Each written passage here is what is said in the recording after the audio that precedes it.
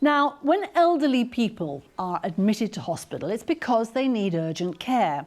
Once they've been treated, they can be discharged, but only with the right care in place. In Bournemouth and Poole hospitals, there are 241 people medically ready to be discharged. In Southampton, the number today is 205. Across Basingstoke and Winchester hospitals, 178 people are waiting to leave.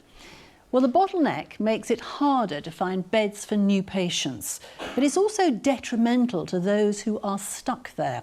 A lack of movement can cause muscles to fade and energy levels to fall. It's called deconditioning. Our health correspondent Alistair Fee has met two families who have experienced the problem firsthand. Nice big steps, Mum, nice and straight. When Mum returned home and into our care, she was immobile. She couldn't wait there, couldn't stand.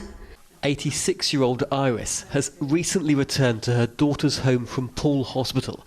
She'd had a bad fall and was there for 4 weeks.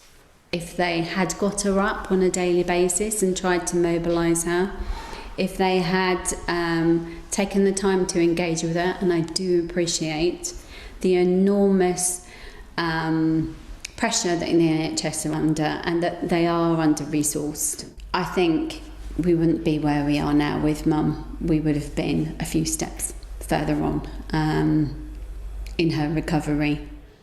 It's well known that the elderly get weaker and lose motivation during long stays in hospital. At Bournemouth and Poole, around 20% of beds have patients who are medically ready to go home, but are waiting for support in the community.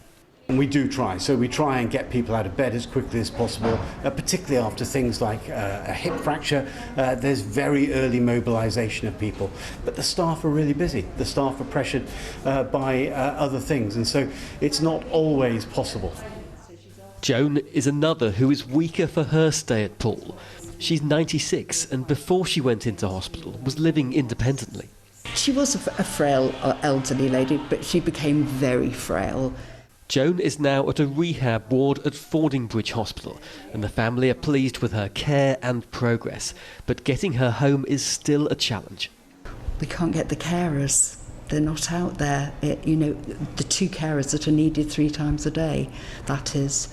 So we are struggling with that, and we don't want to put her in a home. We feel that, like I say, she's 96 and she deserves to come home and be in her home environment. Nice and gently. Support outside of hospital is preventing hundreds of elderly people leaving, which means many are getting weaker. Iris was told the waiting list for occupational therapy at home could take up to 3 months. A private physiotherapist is now coming in to see her 5 days a week, and she's making a good recovery. Alistair Fee, BBC South Today.